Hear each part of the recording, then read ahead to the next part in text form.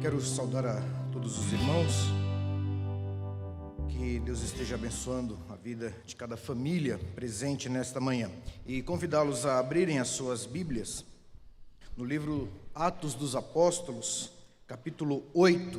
Atos dos Apóstolos, capítulo 8. E leremos alguns versículos neste livro, especificamente naquilo que diz respeito à atividade ministerial e atividade evangelística de Filipe.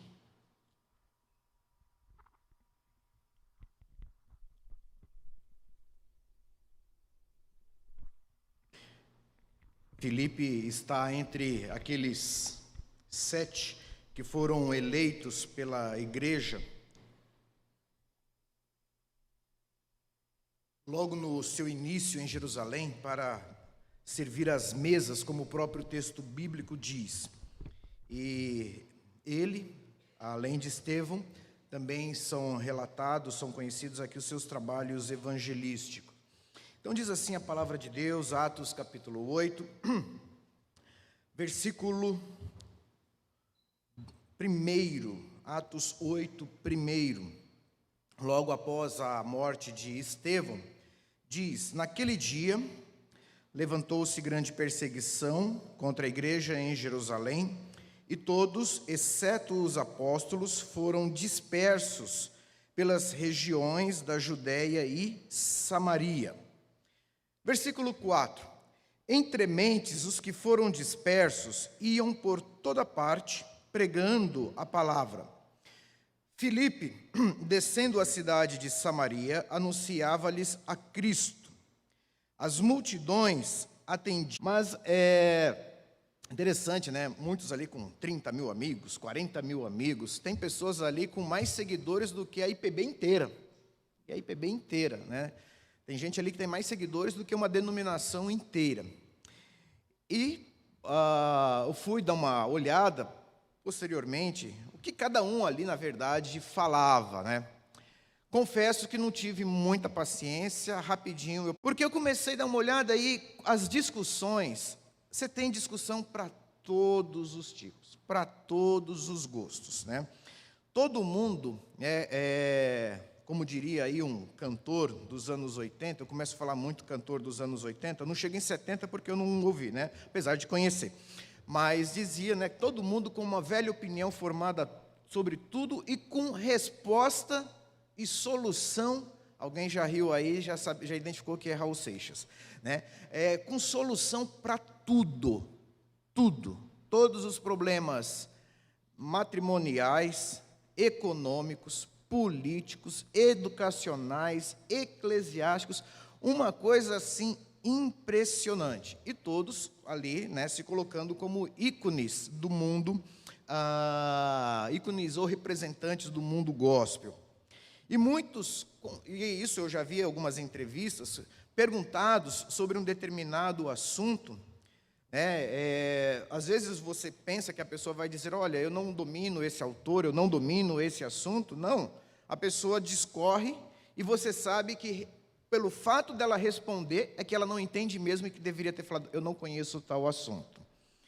E aí isso me vem levantando a seguinte pergunta, né? Quando a gente fala mundo evangélico, mundo gospel, tal, é algo tão grande, que cabe tudo aí dentro. E aí você se pergunta, em meio a tudo isso, onde que fica a identidade da igreja? Ou seja, qual que é o propósito da Igreja de Cristo? Qual que é o nosso propósito? Por que nós estamos aqui? Por que nós abraçamos a fé? Por que Deus enviou o seu Filho ao mundo? Porque Deus ele formou e está formando para si, né, um corpo formado de pessoas que são salvas das trevas e, como o próprio texto bíblico, transportadas para o reino do Filho do seu amor. Por quê? Qual que é o objetivo em tudo isso? Segundo, qual que é a mensagem? O que nós devemos? O que tem que ser, diríamos assim? Nós podemos falar dos mais diversos assuntos? Sim, podemos. Podemos falar com responsabilidade, mas podemos. Mas antes de conversarmos qualquer outra coisa, sobre o que nós devemos conversar? Ou seja, qual que deve ser a nossa mensagem? E o que nós esperamos daqueles que abraçam a fé? Ou o que nós anunciamos para aqueles que está sendo pregado o Evangelho, como o efeito ou como as consequências de fazer parte deste povo? É exatamente nesse texto de Filipe, a gente pode ter algumas ideias a este respeito. Em primeiro lugar, a palavra de Deus nos apresenta um propósito imutável. Um propósito imutável para a pregação do Evangelho, para o reino de Deus, para o que Cristo veio fazer aqui à terra. Eu já mencionei aqui uma vez, hoje nós utilizamos muito os smartphones para lermos a Bíblia. Não há nenhum problema nisso, eu carrego ele e nos ajuda bastante. Eu tenho uma Bíblia aqui de mais ou menos meio quilo, eu já tenho ela há mais de 20 anos, e não tem como ficar carregando na bolsa mais outros meios quilos, e me resolve muito no ponto de ônibus, numa viagem, excelente. Ou quando eu preciso achar rapidamente como uma concordância bíblica. Mas um dos problemas que quando nós utilizamos as nossas leituras somente em aplicativos, é porque o aplicativo ele não tem aquela ideia de começo, meio e fim. A gente perde aquela noção de quando nós abrimos a Bíblia, está escrito no princípio, e quando nós encerramos a leitura da Bíblia, lá em Apocalipse, existe um versículo que diz: aquele que dá testemunho dessas coisas diz, certamente vem sem demora, amém, vem Senhor Jesus Cristo, Maranata. Ou seja, entre no princípio e Maranata, vem Senhor Jesus Cristo, está se desenrolando toda uma história, está se desenrolando todo um enredo, está se desenrolando todo um propósito imutável de Deus, que nós chamamos de história da salvação ou história da redenção. Há várias formas de se olhar a história, entender a história, interpretar a história. Mas dentro da ótica cristã, olhar para a história como o processo redentivo de Deus é algo muito importante, pois isso nos dá a nítida clareza de um objetivo, de algo que começou e que está sendo efetuado e que será completado até o dia final. É aquilo que Paulo diz: aquele que começou boa obra há de completá-la até o dia de Cristo Jesus. E quando nós olhamos para lá no princípio, nós vemos também que o homem ele se afasta de Deus, os efeitos do pecado vêm em todas as suas dimensões e atinge cada área do ser humano, tanto na sua vida social, nas suas estruturas físicas, na natureza como um todo, no seu relacionamento com Deus, no relacionamento com as pessoas. O pecado ele contamina, ele permeia e ele afasta o ser humano de Deus. E este propósito imutável de Deus tem a ver exatamente com chamar este homem novamente à comunhão com Deus. Buscar este homem que se afastou, que está morto nos seus delitos e pecados, que está debaixo da ira de Deus, que está em rebeldia com Deus, que está longe de Deus, para que ele venha novamente, se aproxime de Deus, para que ele tenha novamente comunhão.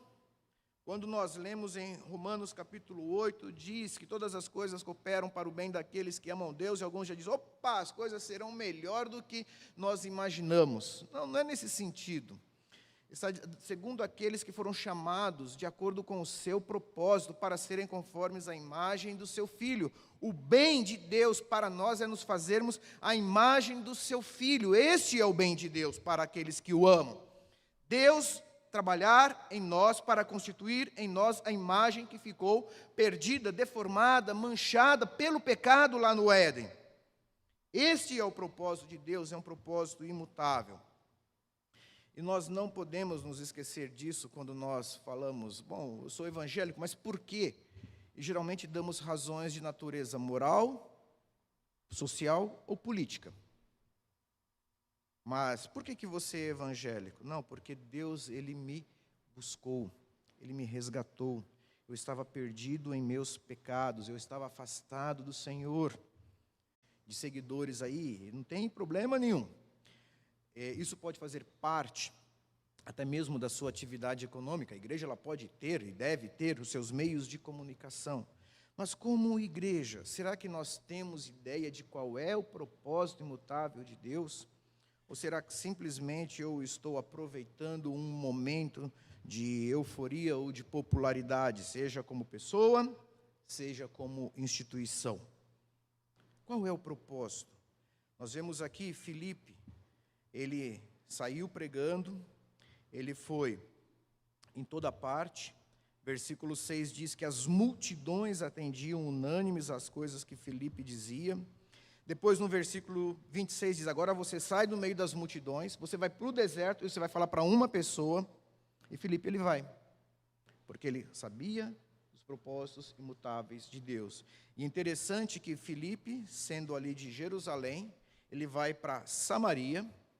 E é muito oportuno nós observarmos isso. Samaritanos, quem eram os samaritanos para os judeus? Quem eram os samaritanos aos olhos de judeus? Alguns nem sequer passavam pelas aldeias dos samaritanos. Samaritanos eram israelitas, mas eram israelitas miscigenados desde a época da invasão da Assíria, cerca de 7 séculos antes de Cristo. E ali eles não eram mais linhagem pura de Abraão. Mas mesmo assim ele vai. E aí Deus diz: agora você vai para o deserto. Ele vai para o deserto. Agora você vai falar com um eunuco, que ele é da rainha dos etíopes. E às vezes nós não prestamos muito atenção em algumas palavras. Um povo que era muito zeloso pela questão da sua raça eram os judeus. Filipe vai onde eles não iriam, samaritanos.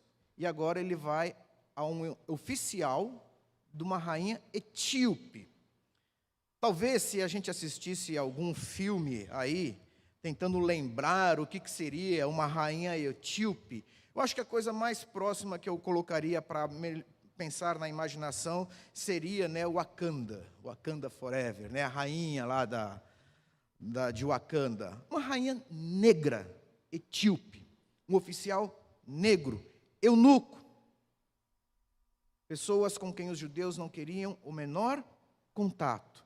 E Filipe vai a um negro, eunuco, etíope, e vai aos samaritanos. Essas ações, inclusive, geraram um concílio em Jerusalém. Porque falou: onde é que vocês estão indo? Com quem vocês estão se misturando? Agora vocês vão nas aldeias de samaritanos? Agora vocês vão pregar para etíopes? Vocês vão pregar para eunucos?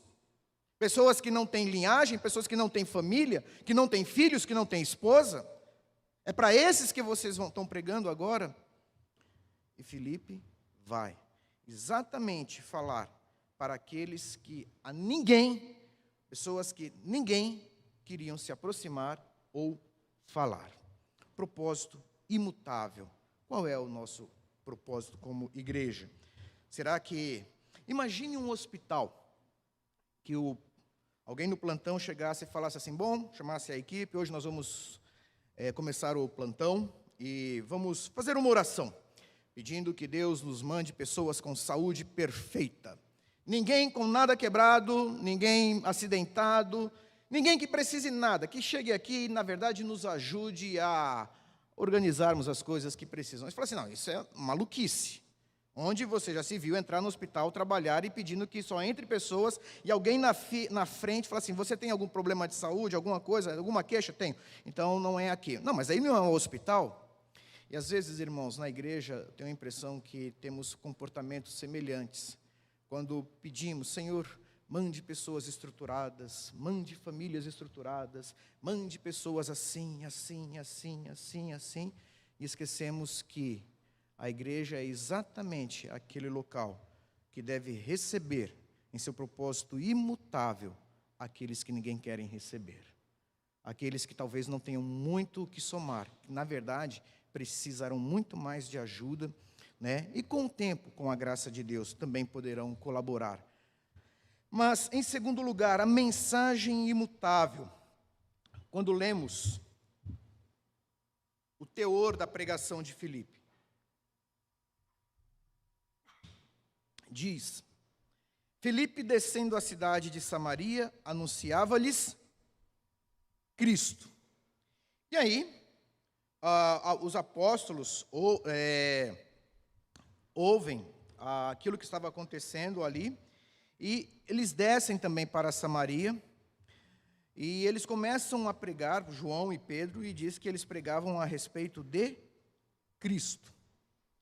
No versículo 35, diz assim: Então Filipe explicou, e começando por esta passagem da Escritura, anunciou-lhes a Jesus. Qual que era o teor da pregação de Filipe? Qual era o teor? Com que Filipe se preocupava em anunciar? No século XIX, alguns pregadores ficaram famosos na Inglaterra, né?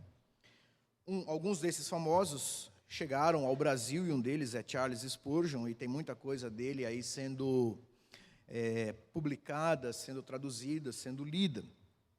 E pelo que estava acontecendo no século XIX, na Inglaterra, algumas delegações saíam dos Estados Unidos e foram à Inglaterra, a Londres especificamente, para tentar entender ou conhecer o que estava acontecendo lá, ali em Londres, principalmente ali no Tabernáculo, que era a igreja, né, de Capela do Tabernáculo, ali em Londres, de Charles Spurgeon.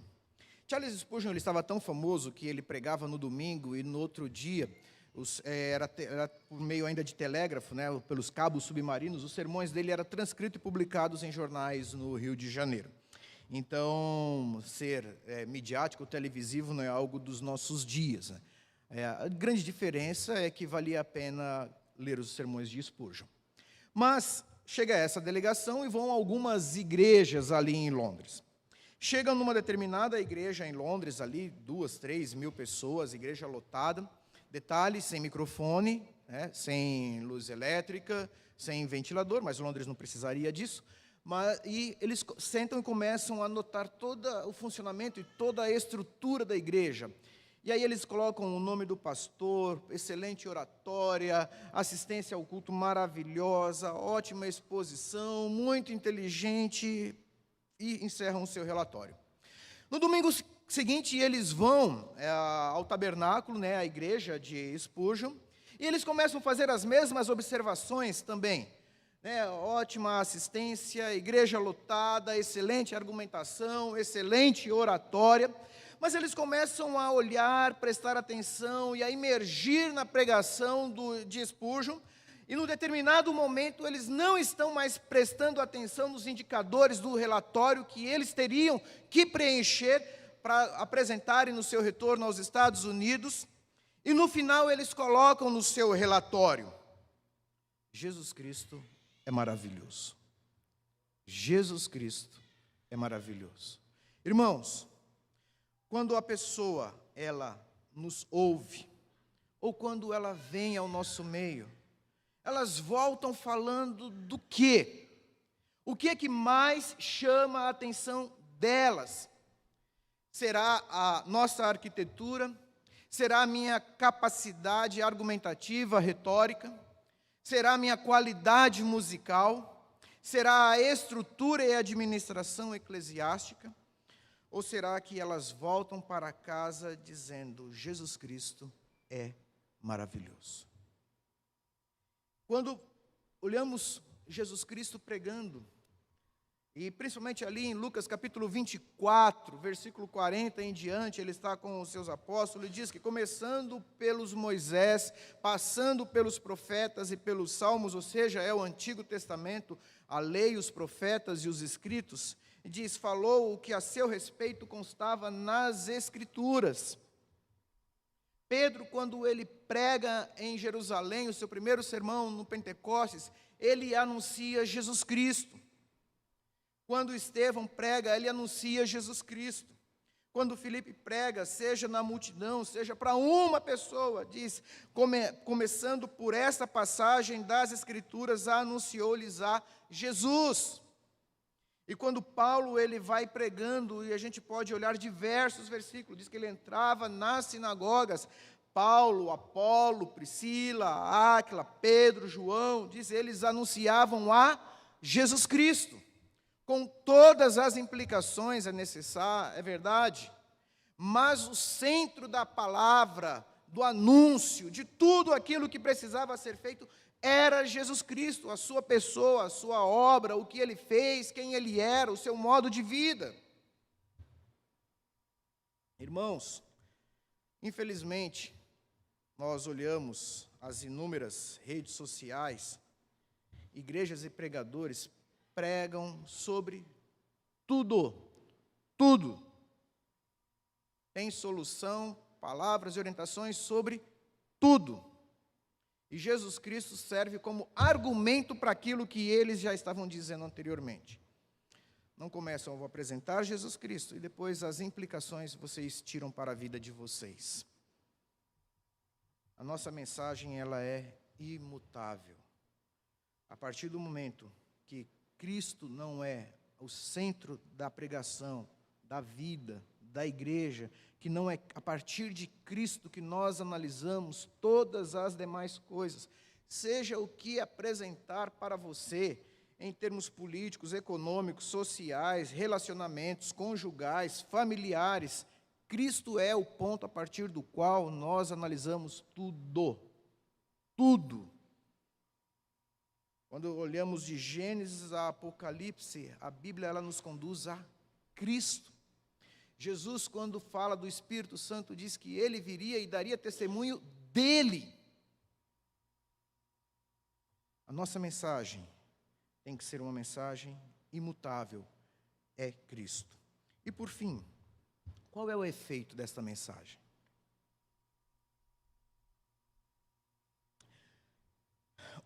Atos 8 diz, e houve grande alegria naquela cidade. E houve grande alegria naquela cidade.